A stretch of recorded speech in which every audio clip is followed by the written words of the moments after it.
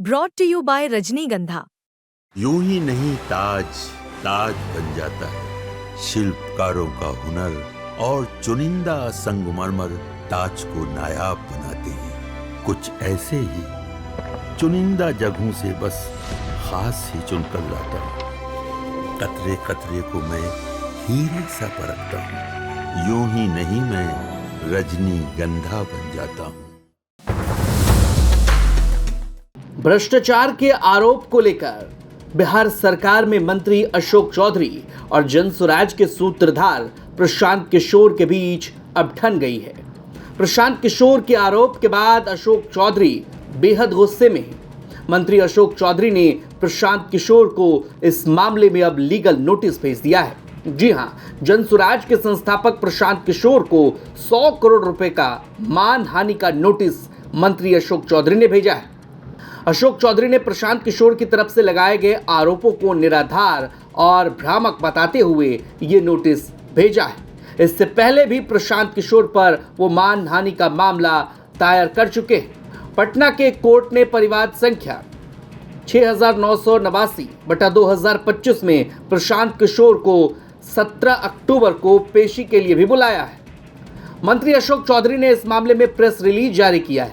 Press release जारी करते हुए मंत्री अशोक चौधरी ने कहा है कि न्यायालय से बुलावा आने के बाद प्रशांत किशोर डर गए हैं और उसी घबराहट में प्रेस कॉन्फ्रेंस कर उल जुलूल एवं झूठे आरोप लगाने लगे।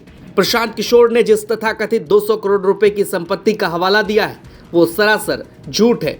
आपको बता दें कि मंत्री अशोक चौधरी की बेटी और समस्तीपुर से वर्तमान सांसद सांभवी चौधरी को लेकर अशोक चौधरी ने कहा कि उनकी छवि को धूमिल करने का प्रयास किया जा रहा है। उनके बारे में बेनामी संपत्ति होने का झूठा आरोप प्रशांत किशोर द्वारा लगाया गया।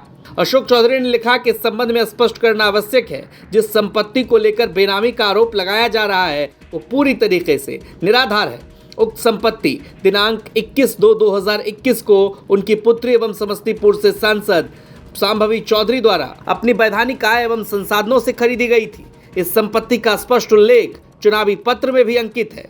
अतः इस मामले में किसी प्रकार की बेनामी का प्रश्न ही नहीं उत्पन्न होता। अशोक चौधरी ने आगे कहा कि प्रशांत किशोर में ना तो राजनीतिक सुचिता है और ना ही जनसेवा की कोई दृष्टि। वे केवल अनर्गल प्रलाप कर रहे हैं और निराधार आरोपों के सहारे जनता को गुमराह करने का षड्यंत्र रच रहे हैं। जिनकी पूरी राजनीति की नींव ही झूठ और भ्रामकता पर टिकी हो, वे जनता के कल्याण और उनके हितों की रक्षा की बात कैसे कर सकते हैं। प्रेस रिलीज में अशोक चौधरी ने जिक्र किया कि प्रशांत किशोर ने प्रेस कॉन्फ्रेंस में यह भी झूठा दावा किया कि उनकी पत्नी नीता केसकर चौधरी और समधन और आचार्य किशोर कुणाल की धर्मपत्नी अनीता कुणाल के बीच बैंकिंग लेन देन हुआ है। आपको बता दें कि प्रशांत किशोर ने आरोप लगाया कि शांभवी चौधरी की सगाई के बाद उनके ससुर किशोर कुणाल से जुड़े एक ट्रस्ट से करीब 200 करोड़ रुपए की जमीन की खरीद हुई।